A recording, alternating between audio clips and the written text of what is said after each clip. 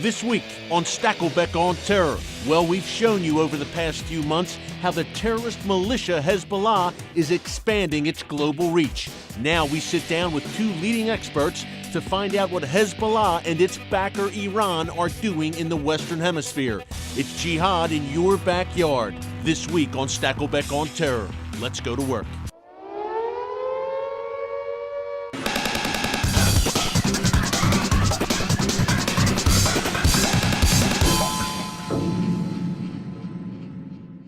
And welcome to Stacklebeck on Terror. You're going to get some information today that will shock you. The Iranian-backed terrorist militia Hezbollah has set up shop in our backyard. And we've brought in two of America's leading experts on this threat to break it down for us. Roger Noriega is a former high-ranking State Department official and diplomat who's now a senior fellow at the American Enterprise Institute. And Jose Cardenas is an associate with a great group called Vision Americas. He's also a former official in the administration of George W. Bush. Gentlemen, welcome. Thank you. I want to start with a report that the two of you recently put together for the American Enterprise Institute. I recommend everyone check it out at aei.org. And it is called The Mounting Hezbollah Threat in Latin America. It's a groundbreaking report. It's a real eye-opener, and I just want to go with an excerpt from it. You write, over the last several years, Hezbollah and its patrons in Iran have greatly expanded their operations in Latin America to the detriment of inter-American security and U.S. strategic interests. Today, Hezbollah is using the Western Hemisphere as a staging ground. Wow. Fundraising center and operational base to wage asymmetric warfare against the United States. Venezuela's Hugo Chavez and other anti-American governments in the region have facilitated this expansion by rolling out the welcome mats for Hezbollah and Iran in our hemisphere. Roger, I think a lot of Americans will hear that and they'll be shocked. What is Hezbollah up to in our neck of the woods? Well, they are pushing in to this hemisphere because they want to carry their asymmetrical warfare to our neighborhood. And they have a willing partner in Hugo Chavez in Venezuela. This is a network that has existed in a nascent way in the Triple Frontier, for example, where Argentina, Paraguay, and Brazil meet. But now they have the run of the place in terms of Venezuela being not only a host, but an ally with their ambitions to attack U.S. interests and our security. You know, you and I did an entire show last year about that Venezuela-Iran alliance, and Hezbollah, obviously, an integral part of that alliance. How much does Hugo Chavez's health affect that alliance? He's had cancer. He's getting cancer treatments, we understand. How much is his poor health affecting this alliance, if at all? Well, at this point, the Iranians, Russians, and Chinese, by the way, are desperate, and the Cubans as well, are desperate to shore up whatever sort of relationship they can with Venezuela because they're afraid that Chavez is going to pass away. And frankly, it'll take a miracle for the guy to live another 12 months, and miracles weren't made for people like Hugo Chavez. So you think Hugo Chavez is on his way out? I believe he is, actually. The sources tell me that he's not responding well to the treatment for prostate cancer, et cetera, and he's not long for the world. But the bad guys that have relationships with him are intent on cementing those relationships. So we will have to use his passing as an opportunity to go in and pull these threats out from the roots, including the Hezbollah threat, including the Iranian presence, the mining of uranium, other activities that are going on right under our noses. And a few things I want to make clear, and Roger and I, you did a show last year. Iran is mining for uranium in Venezuela. Iran is, according to some reports, trying to install missile bases in Venezuela as well. And one more thing before we even go on, Hezbollah is a virtual arm of the Iranian regime. When we're talking about Hezbollah in our hemisphere, we are talking about Iran in our hemisphere. Iran created Hezbollah. They fund Hezbollah. Hezbollah is an arm of the Iranian regime. Jose, Hezbollah has been here for quite a while, actually. Talk about the Triple Frontier region, which Roger mentioned, also known as the Tri-Border region, where Paraguay, Brazil, Argentina meet. Talk about that region and what Hezbollah is up to there. Eric, that region has been the historical base of operations for Hezbollah in Latin America. It happens to be a large expatriate Arab communities living there. These are Lebanese, Syrian expatriates, and as Roger indicated, that area has been a hotbed of smuggling and other corrupt Very lawless activities. place. Absolutely. And it was from there, one historical note, it was from that region that Hezbollah and Iran were able to begin the planning for the bombings in Buenos Aires, Argentina, in the early 90s, when they blew up the Israeli embassy and then a Jewish community center in Argentina. So they've already demonstrated a willingness to shed blood in our hemisphere. But from there, the Hezbollah presence has expanded into criminality that is involved in people smuggling, in drug trafficking, all through the region now. It is morphed into a very active proselytizing operation to convert more people to radical Islam in the region. They're looking for disaffected youth. And it also, again, is involved in undermining U.S. interests. Tell me about Margarita Island, Roger. This is off the coast of Venezuela, and Jose talks about proselytizing. Apparently, Hezbollah has a very strong presence there, right off the coast of Venezuela, training in the ways of Hezbollah, their techniques. Right. Well, there's a network of mosques and Islamic centers throughout Latin America that are part of this network. They recruit through them, they process people through them, and most fervent people are sent to Venezuela and also on to Qum in Iran for training. The holy city in Iran, where it's the seat of Shia learning in Iran. Qum. Right, and the conventional wisdom is it's all religious training, but no, they learn terrorist techniques, explosives and bomb making and arms training and all of that. But on Margarita Island, which is really makes Triple Frontier look like a kindergarten today, they have the run of the place. I mean, we refer to this in the report as the Nasruddin Network. This is which we're going to talk about. Right, and they do training there. We know that in April of this year, there were a couple of Iranian Hezbollah trainers that did training in Margarita Island for operatives that were brought to that place from throughout Latin America. This is an extraordinarily important base of operations for Hezbollah today. In our hemisphere, just off the coast of Venezuela, this is all going down. That begs the question, Jose, what is the Obama administration doing about this, if anything? Well, it's our government has traditionally been cognizant of the illegal activity that has been going on in the tri-border area. But what's happened is that they appear to be a bit behind the curve in terms of understanding how this evil has basically spread throughout the region. And they are mostly approaching it from a law enforcement capability that is not enough, quite frankly. As we argue in our report, we believe we need a interagency working group among the U.S. government to really appreciate the implications and the fullness of this threat. Yeah, and Jose, Venezuela has just been very brazen about it. Hugo Chavez, you write in this report, and again, I encourage everyone to read it at aei.org, The Mounting Hezbollah Threat in Latin America, co-authored by Roger Noriega and Jose Cardenas. In your report, you talk about a terror summit that Hugo Chavez had in Venezuela, I believe, not too long ago, with leaders from Hamas, Hezbollah, and Palestinian Islamic Jihad. Tell me a bit about that meeting. Yes, that was convoked, but it is an example of the sheer brazenness of Hugo Chavez, who feels that he can bring these types of individuals into our hemisphere. And it also demonstrates an amazing confidence on the leaders, these terrorist leaders from the Middle East, to leave their protected areas because they know that if, for example, the Israeli government found out they were moving out of their area, they would very likely not ever be able to come back because the Israelis would eliminate them. Sure.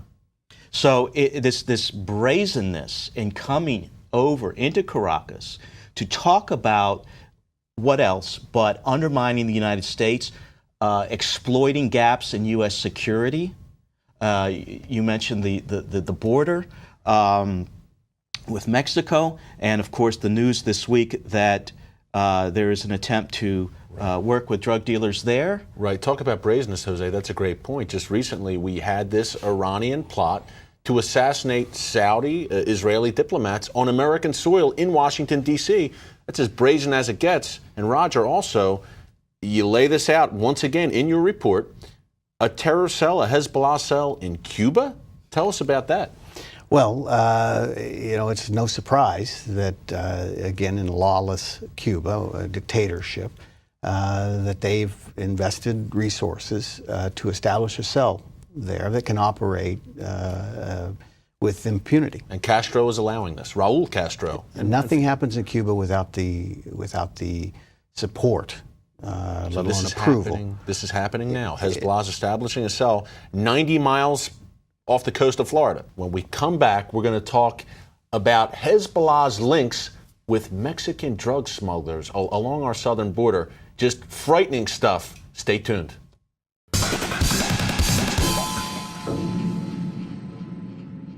And welcome back. I'm joined once again by Roger Noriega, Jose Cardenas, two foremost experts on the Hezbollah threat in our hemisphere. Jose, we've heard a lot of reports in the past several months about Hezbollah operatives possibly trying to hook up with Mexican drug cartels, cross the southern border. In your report, you lay out several really disturbing instances of that. There's a lot of credibility to this, isn't there? Absolutely, Eric. What we've in our examination of the reporting coming out of the area is that, for example, Hezbollah has, as strictly as a fundraising tool, has been involved in drug trafficking in our hemisphere for quite some time now.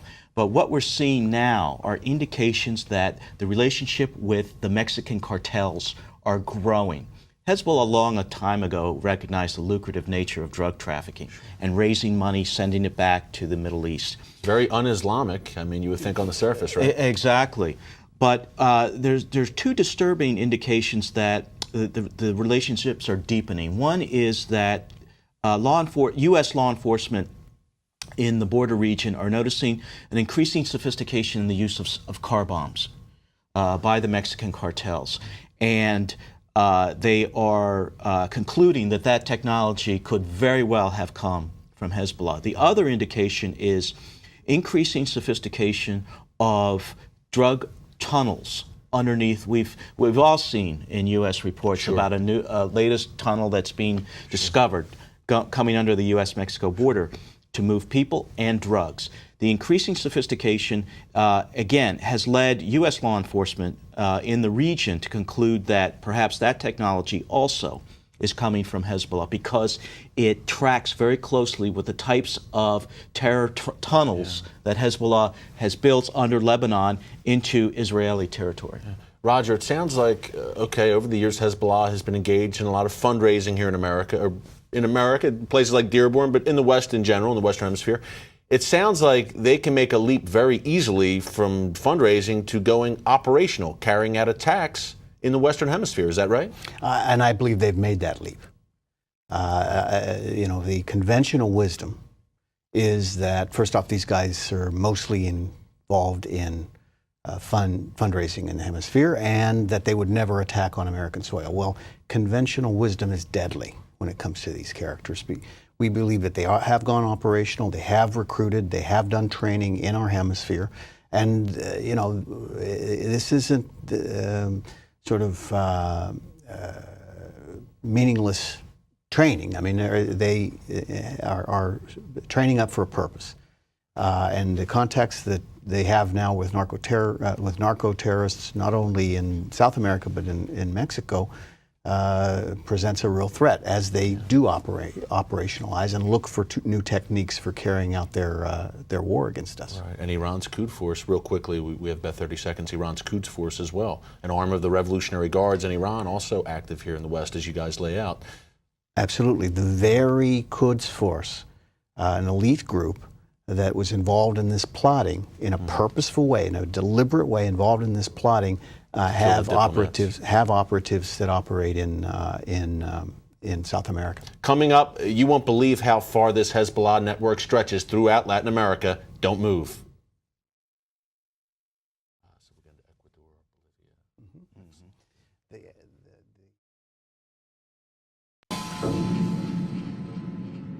And welcome back. I'm joined once again by Roger Noriega, Jose Cardenas, talking about the Hezbollah threat in our hemisphere. And Roger, during the break, we were talking about how bold Iran and Hezbollah are becoming. They sense look, Iran has been at war with us for 32 years. We've taken it on the chin time and time again. We haven't struck back.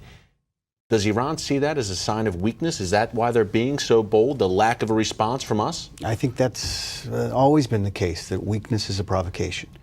And they expect, frankly, even before the Obama administration, they were getting a pass. But certainly during this administration, unfortunately, the message they get loud and clear is that we're not even prepared to do anything about their nuclear threat in a serious way. They are this close to developing nuclear weapons.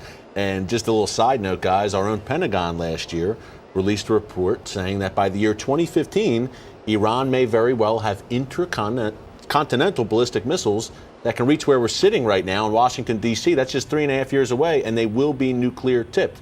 But Roger, go ahead. Well, and so if we're not prepared to do anything purposeful about the nuclear threat, sure. What will we be willing to do when they're able to sort of work through proxies, for example, in the hemisphere, in kind of a low-level sort of challenge? And plausible deniability. Absolutely. We didn't do it, hey. We're using when you do narco trafficking, it's also waging sort of chemical warfare Sure. against U.S. schools and neighborhoods. As you write in your report, it weakens the social fabric of the United States. And that's purposeful part of their strategy.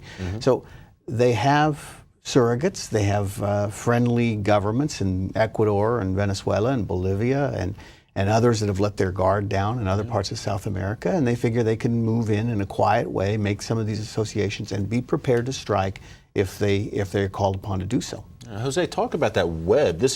Venezuela is the main culprit of letting Iran and Hezbollah operate in our hemisphere. Absolutely. But and Cuba, as you mentioned, my gosh, 90 miles to our south. But talk about this just horrific web throughout South America that Iran is weaving. This is Ecuador, Bolivia.